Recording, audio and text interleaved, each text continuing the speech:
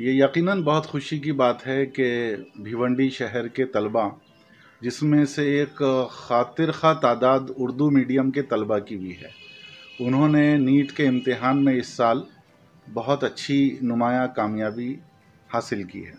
ये शहर के लिए सिर्फ़ एक खुशी की बात नहीं है, बल्कि इस ख़बर के साथ में हमारे हौसले भी बुलंद होते हैं और हमें ये अंदाज़ा होता है कि अगर इन्हीं खतूत पर हम ऐसे ही लगन और फोकस के साथ में काम करते रहें तो यकीनन कामयाबी ज़रूर मिलेगी। ये कोई चीज़ नामुमकिन नहीं है। जिसे हम बहुत मुश्किल समझ रहे थे और नामुमकिन समझ रहे थे, उसको हमारे बच्चों ने आसान कर दिखाया है।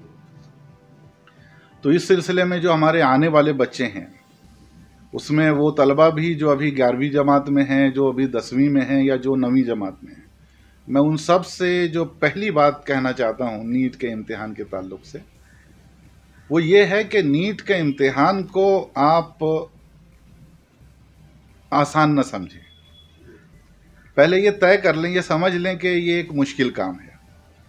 जैसे ही आप इसे मुश्किल काम समझकर उसके लिए तैयारी शुरू करते हैं, उसके लिए आप आगे बढ़ना शुरू करते हैं, तो आपको एक हौसला मिलता है। वही आपके लिए एक मोटिवेशनल फैक्टर और तहरीक का बायस होता है कि आप एक मुश्किल काम को अंजाम देने के लिए निकले हैं। आपके अंदर वो जज्बा पैदा होता है जो एक मुहिम जू के अंदर किसी मुहिम को सर करने से पहले उसके अंदर पैदा होता है। तो इसको मुश्किल समझकर आप इस काम का आगाज़ करें। दूसरी बात यह है कि इसको मुश्किल समझने की सबसे बड़ा फ़ायदा ये है कि आप ज़हनी तौर पे तैयार रहते हैं कि आप एक ऐसे काम के लिए आगे बढ़ रहे हैं जिसके लिए बहुत ज़्यादा अच्छी मंसूबाबंदी, डेडिकेशन और कमिटमेंट की ज़रूरत है।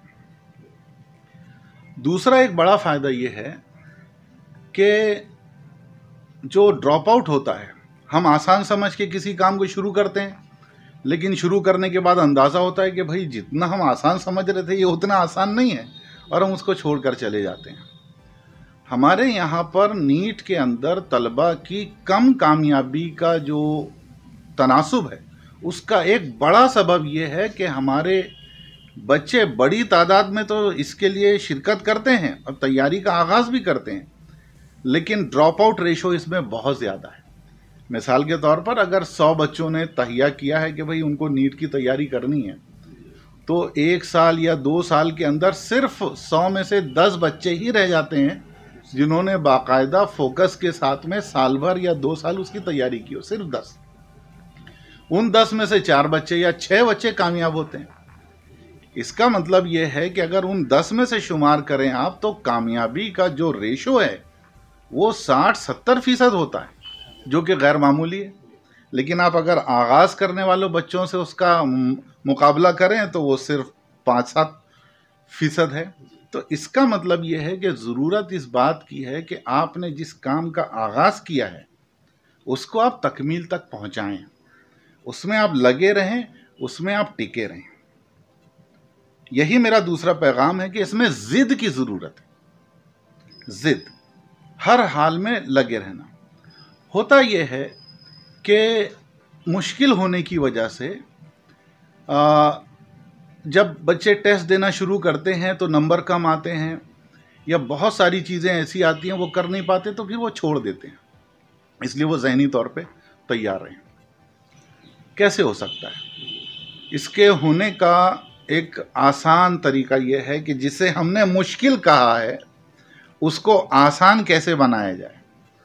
तो उसका आसान फार्मूला ये है कि एक चीज़ जो बहुत वज़नी है, जब उसके वज़न को आप, उसके वेट को जब आप डिस्ट्रीब्यूट करते हैं, फैला देते हैं, तो वो हल्की हो जाती है, हल्की हो जाती है। आप इस मुश्किल चीज़ को 2 साल के अरसे तक फैला दीजिए आप, it will become easy for you, आपके लिए आसान बन जाएगी वो। 100 चैप्टर्स हैं नीट में, 11वीं और 12वीं के कुल 100 चैप्टर्स हैं तकरीबन। 730 दिन है, और हर दिन अगर बच्चा, स्टूडेंट 7-8 घंटे पढ़ाई करता है तो 5000 घंटे उसके पास हैं। 5000 घंटे के अंदर उसको 100 चैप्टर्स का काम मुकम्मल करना है। तो इसका मतलब ये है असद साहब कि एक चैप्टर के हिस्से में बच्चे के पास 50 घंटे आते हैं। उसको सिर्फ एक सबक की तैयारी करने के लिए 50 आवर्स मिल रहे हैं, 50 घंटे। आप सोचे तो खैर मामूली है। इस 50 घंटे के अंदर उसको चैप्टर समझ भी सकता है, वो उसकी बहुत अच्छी मशक कर सकता है, कई किताबों के हवाले से ज़्यादा से ज़्यादा MCQs हल कर सकता है और उस पर टेस्ट भी सॉल्व कर सकता है। कुछ चैप्टर्स बहुत छोटे हैं, तो ये तो मैंने औसत बताया है। तो कुछ चैप्टर्स बहुत छोटे हैं, आप ऐसा समझें कि वो आपकी कुल पढ़ाई के दौरानिए का 20 से 30 घंटा लेते हैं सिर्फ। और कुछ चैप्टर्स बड़े हैं, तो वहाँ पे बड़े चैप्टर्स के लिए आपको 70 से 80 घंटे मिलते हैं तैयारी के। तो आप इस एतबार से सोचें तो हमारे पास वक्त बहुत अच्छा मिलता है, बशर्ते कि उसकी तकसीम अच्छी हो, उसकी तंजीम अच्छी हो और उसकी तरतीब अच्छी हो। ये बात अगर जहन में रख के की जाएगी तो यकीनी तौर पर हमारा परफॉर्मेंस अच्छा रहेगा। एक्चुअली सफ़र का आगाज़ करने से पहले तैयारी जब हम शुरू करते हैं, हमारे सामने ये पूरा मंजरनामा होना चाहिए, सफ़र की इब्तिदा से लेकर इंतहा तक। क्रिकेट का एक जो मैच होता है, अगर 50 ओवर का मैच है, हालांकि आजकल शायद 50 ओवर के मैच कम हो रहे हैं, लेकिन अपनी मिसाल देने के लिए मैं समझाना चाहता हूँ कि उन 50 ओवर के मैचों में पहले के 30 ओवर का गेम अलग अंदाज से चलता है, बाद के 15 ओवर का मैच अलग अंदाज से चलता है और आखिरी के 5 ओवर और आखिरी के ओवर का मैच अलग अंदाज से चलता है।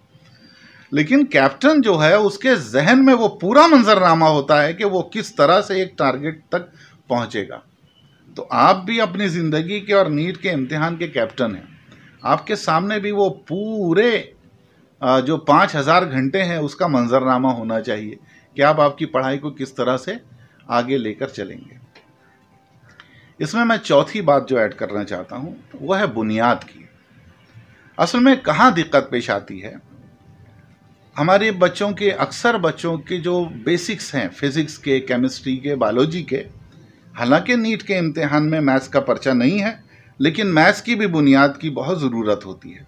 तो इनके बुनियादी उसूलों, बुनियादी तरीक़ों और टूल्स से आगाही नहीं होने की वजह से बहुत दिक्कतें पेश आती हैं। एक बच्चे का तसव्वुर कीजिए आप कि जो बहुत ज़हीन भी है और बहुत मोटिवेटेड भी है और शौक़ भी रखता है और रोज़ाना 7, 8, 9 घंटे पढ़ाई भी कर सकता है, लेकिन जब वो नीट की तैयारी शुरू करता है तो वो हौसला खो देता है। उसे महसूस होता है कि मैं नहीं कर पाऊँगा। उसका सबब क्या है? उसका ज़्यादातर सबब ये होता है कि उसके जो बेसिक्स हैं, बुनियादी मबादियात किसी भी मजमून के, वो क्लियर नहीं हैं। आप एक क्रिकेटर की मिसाल पेश करना चाहता हूँ कि एक क्रिकेटर है, वो बॉलिंग की स्किल बहुत अच्छी है उसके अंदर और उसको बॉलिंग की समझ भी है और क्रिकेट की भी समझ है और शौक़ भी बहुत रखता है, लेकिन जब वो मैदान में खेलने के लिए उतरता है तो उसकी सेहत उसका साथ नहीं देती, कड़ी धूप का मुकाबला नहीं कर सकता, सफोकेशन महसूस करता है, एक के बाद एक अगर उसको कुछ ओवर दे दिए जाएं तो थक जाता है।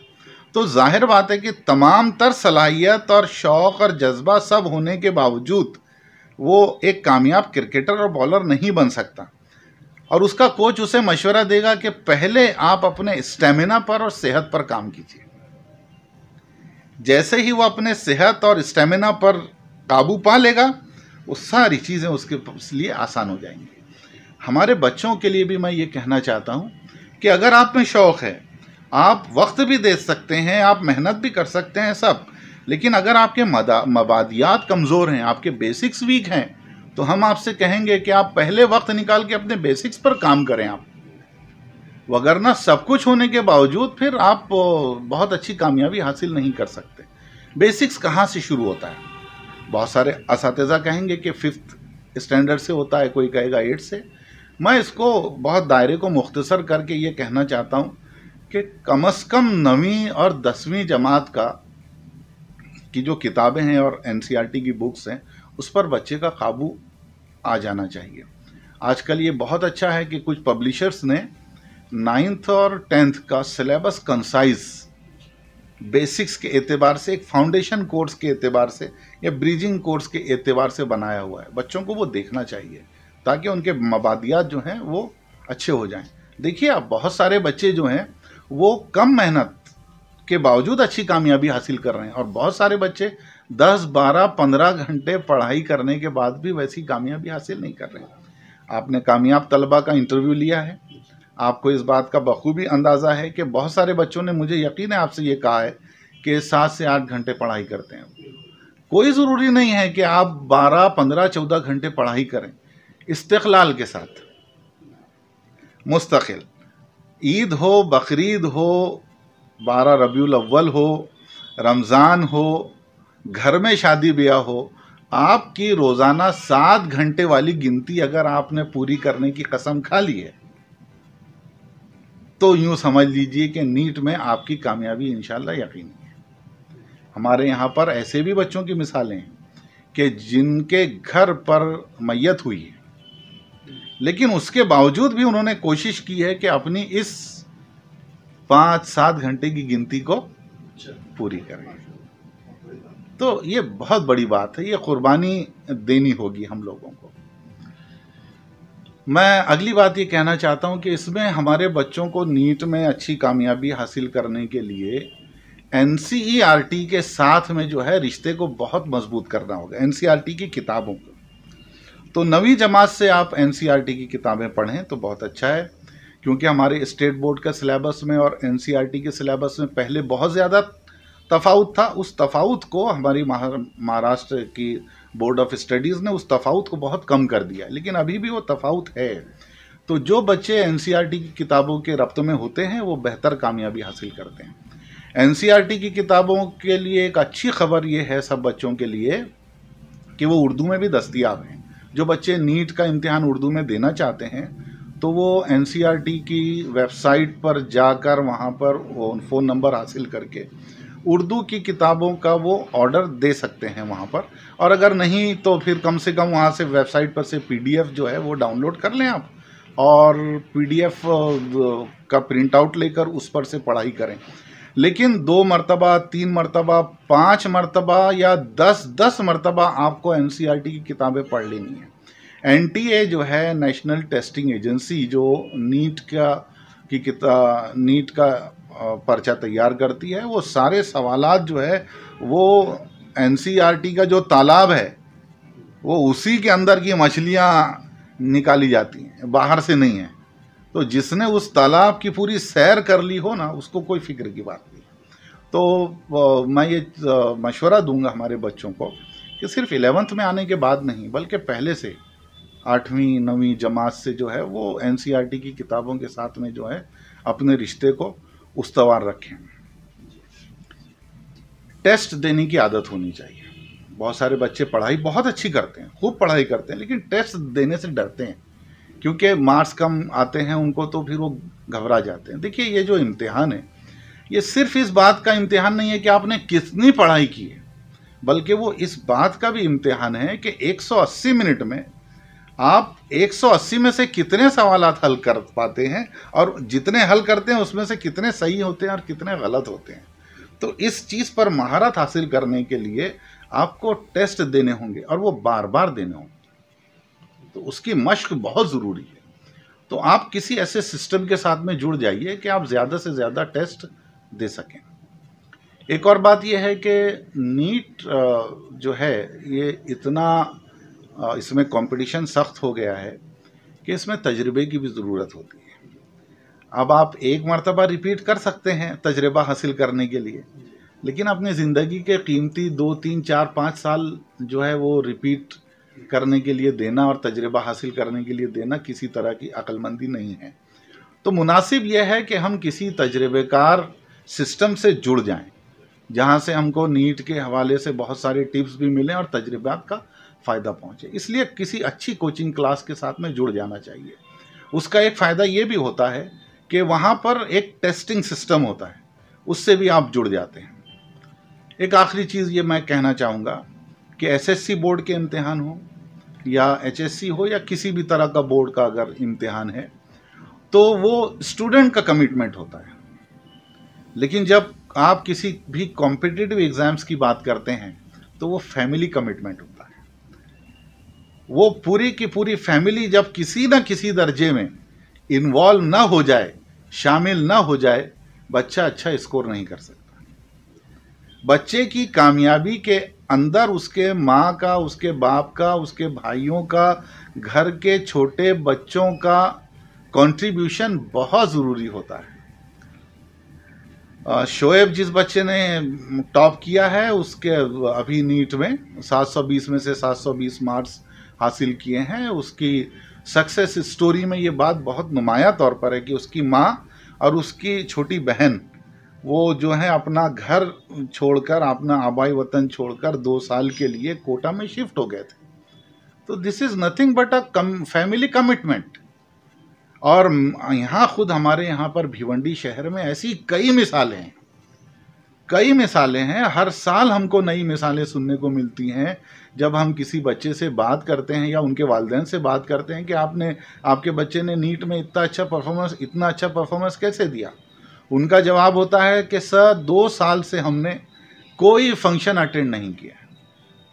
हमने, हालांकि पढ़ाई बच्चा कर रहा है, लेकिन बच्चे के खुशी के लिए, उसके हौसले को बुलंद करने के लिए, उसके साथ में रहने के लिए उन्होंने भी जो है इस तरह की तकरीबात का गोया बायकाट सा कर दिया था। तो दिस इज़ फैमिली कमिटमेंट। मैं ये कहना चाहूँगा कि हमारे शहर में टैलेंट की कमी नहीं है, बहुत टैलेंट है। माँ बाप अगर हमारे उन बच्चों का साथ दें, सपोर्ट करें, 2 निवाले कम खाएं, उनकी तालीम पे थोड़ा सा ज़्यादा खर्च करें, अच्छी कोचिंग के साथ उनको जोड़ें, तो यकीनी तौर पर जो है वो बहुत बड़ी तब्दीली आ सकती है। इसमें शहर का भी किरदार है।